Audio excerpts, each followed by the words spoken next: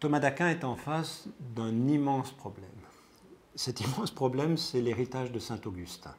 C'est que saint Augustin, dans un livre magnifique qui s'appelle le De Trinitate, livre sur la Trinité, investigue de manière magnifique ce qu'on appelle les trinités psychologiques. C'est-à-dire si l'homme et l'âme humaine est à l'image de Dieu, il doit y avoir dans l'âme quelque chose comme une image lointaine de la Trinité.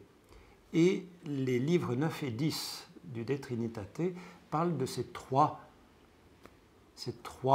trinité psychologique, comme on appelle. L'homme, ou en l'homme, dans l'âme, il y a la mens, l'esprit, la connaissance, notitia, et l'amour, amor, qui correspondent en effet, qui sont des images lointaines de la Trinité.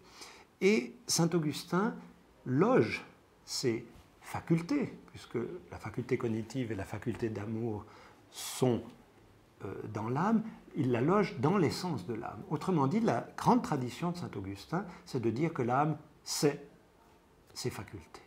C'est-à-dire l'âme, c'est aussi l'intelligence, l'âme, c'est aussi l'amour. Et Thomas d'Aquin ne veut pas accepter cela, parce que la faculté, et c'est le deuxième aspect, deuxième tradition, c'est que la faculté est autre que l'âme. C'est-à-dire qu'elle est quelque chose qui s'ajoute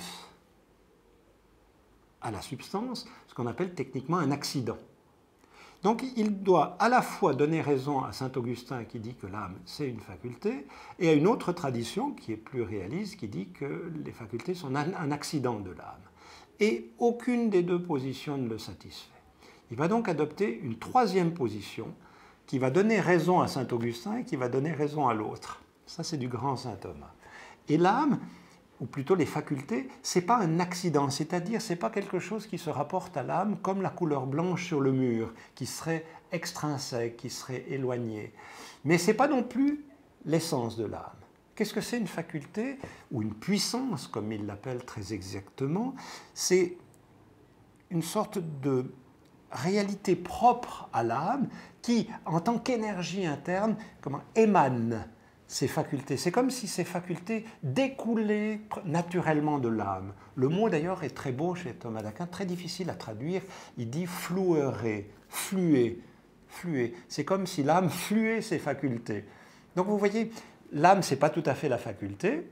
La faculté, ce n'est pas identique à l'âme puisqu'elle en est issue, mais elle n'est pas non plus quelque chose de trop extérieur comme le blanc sur le mur et je pourrais les interchanger sans rien affecter de l'âme. Il y a donc une intimité de la faculté avec l'âme et une juste distance qui fait que l'un et l'une émanent de l'autre. Apparemment, alors il y a plusieurs facultés, par exemple la vue, par exemple l'intelligence, mais ce qui est très intéressant, c'est que ces facultés, pour se réaliser, ont besoin d'un support, un sujet. Et il faut donc que le corps soit suffisamment développé pour cela. Et je quitte un tout petit peu Thomas d'Aquin dans la technicité, parce que ça c'est dans les questions les plus difficiles de l'âme et ses facultés, sur la question actuelle de l'embryon. Quand on prend la biologie actuelle et qu'on regarde l'évolution de l'embryon, on voit très bien que l'organogenèse, c'est-à-dire la naissance des organes, se fait progressivement, donc que les facultés arrivent l'une après l'autre. Il n'y a personne d'un peu sensé, et le moindre biologiste de première année ou embryologiste dira que l'embryon de 2 cellules voit quelque chose ou entend des sons. Il n'a pas les organes, il n'a pas le système nerveux. Donc il y a une véritable émergence de ces facultés. Et le gros problème, c'est que si on ne fait pas la distinction entre l'âme et les facultés, c'est là que saint Thomas est hyper actuel. Si on ne fait pas cette distinction, on va dire qu'il n'y a pas la personne humaine tant qu'il n'y a pas cette émergence des facultés. Et on a beaucoup de courants philosophiques qui diront qu'il n'y a personne humaine que lorsque la plupart des facultés sont au moins bien développées, ce qui n'est certainement pas au niveau de l'embryon et qui demande en tout cas une avance assez importante du développement du fœtus.